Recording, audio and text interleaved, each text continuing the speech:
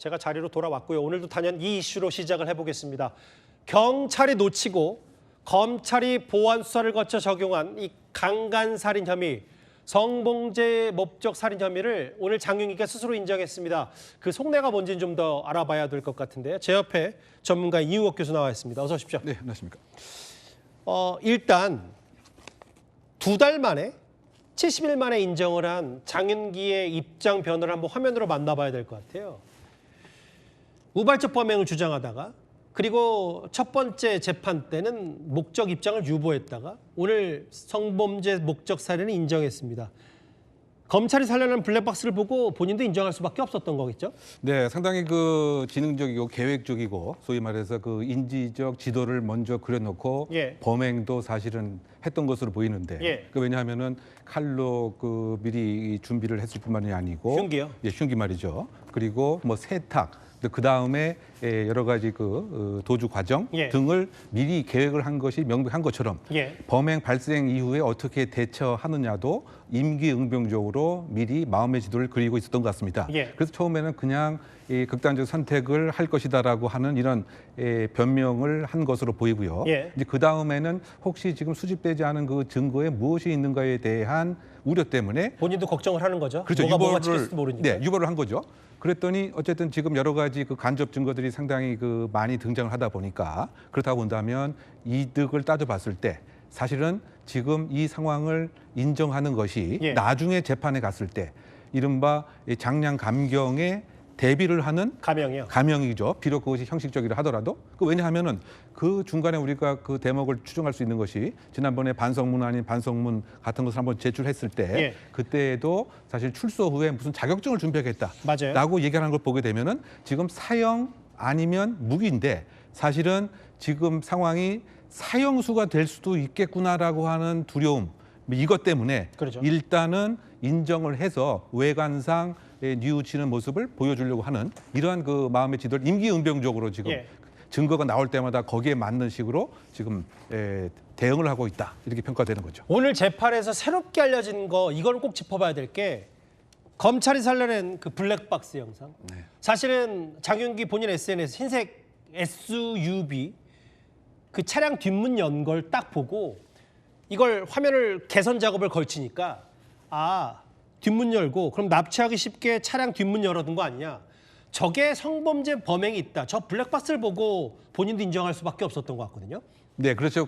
왜냐하면은 지금 저 상황이 있기 전에 검색했던 그 내용들을 어느 그 보도에 의하면 기절 이런 것도 있었습니다. 그러니까 살아있는 그 상태에서 삶을 있는 상태에서 이른바 이 속박하는 케이블 타이를 통해서 본인이 그 생각했던 왜곡된 가학적 성범죄를 행하겠다. 이런 인지적 지도를 미리 그려놓은 것 같고 일단 뒷문을 열어야 납치하고 성폭행을 할 수 있다고 장윤기 머릿속에 생각했을 테니까요. 그렇죠. 그리고 그와 같은 그 유형이 그 세상을 미국에서 상당히 떠들썩했던 테디 번디라고 하는 범행을 모방한 것은 아닌가 저는 생각이 드는데요. 그 사람이 어떤 범행을 저질렀나요?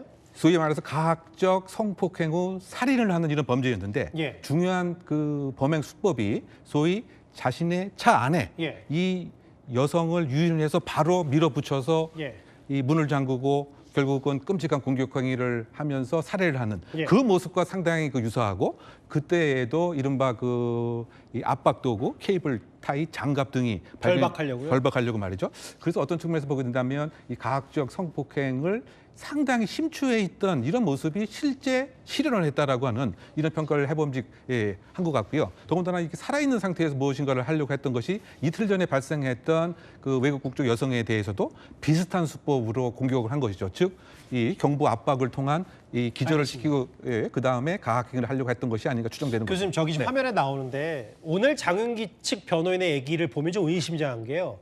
피고인과 충분한 협의를 했고 강간 목적 인정한 것을 동의했다. 그러니까 감형을 위해서는 뭐 어쨌든 여러 가지 본인의 혐의를 시인하는 걸 하겠다는 건데 저 얘기를 반대로 뒤집어 보면 만약에 검찰이 이런 블랙박스나 추가 증거 못 찾았으면 장윤기 순순히 오늘 재판에서 자기 성범죄, 강간 목적 범죄 인정 안 했을 것 같은데요. 그래서 결국은 이제 목전에 증거가 현출되니까 그것을 이제 인정할 수밖에 없는 이런 상황이 되었던 것 같고요. 아무래도 이런 생각도 했을 것 같습니다. 지금 자신이 성폭행 목적이 있다라고 하는 직접 증거는 없다. 예. 바꿔 얘기하면 간접 증거가 많이 있을 뿐인데 이 간접 증거가 과연 재판정에서 판사의 심증을 끌어내리는데 효과가 있을 것인가에 대해서 의구심을 가졌던 상황인데 예. 여러 가지 케이블 타이, 그다음에 그 트럭에서 찍혔던 문을 여는 그런 모습들, 그다음에 그 성인 인형에 대한 실질적인 DNA 분석들 이렇게 본다면 작은 증거가 정황 증거가 합쳐져서 이것은 분명한 본인도 인정할 수밖에 없는 상황에 몰리게 되었다라고 평가합니다. 예. 그러면서 오늘 유족 측 변호사 고 이채원 양의 변호사는 이런 주장도 했습니다.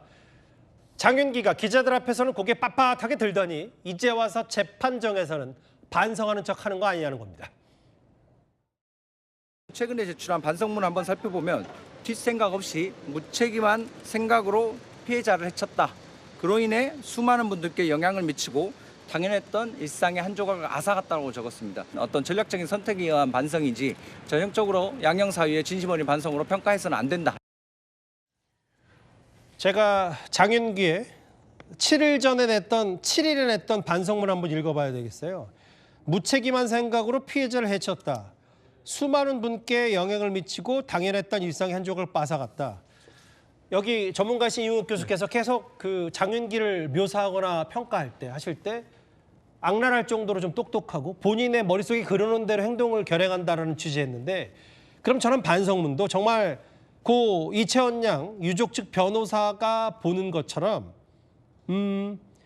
그냥 감형을 위해서 어쨌든 순간을 모면하기 위한 전략적 선택이고 선택적 악어의 눈물 같은 사과다 이렇게 보십니까? 네, 그렇습니다. 이제 이른바 그 반성문 내서 뭐 믿져야 본전이다라고 하는 이러한 악랄한 생각을 갖고 있었던 거 아닌가 생각되는데요. 예. 그 근거는 저 문장을 가만히 보게 되면 예. 자신이 무엇을 잘못했는가에 대한 전혀 언급이 없는 거죠. 구체적으로요? 구체적으로 없고 마치 그 제3자가 어떤 상황을 목격한 듯한 이런 모습인 거죠. 예. 즉 바꿔 얘기하면 피해자가 이렇게 쳤다.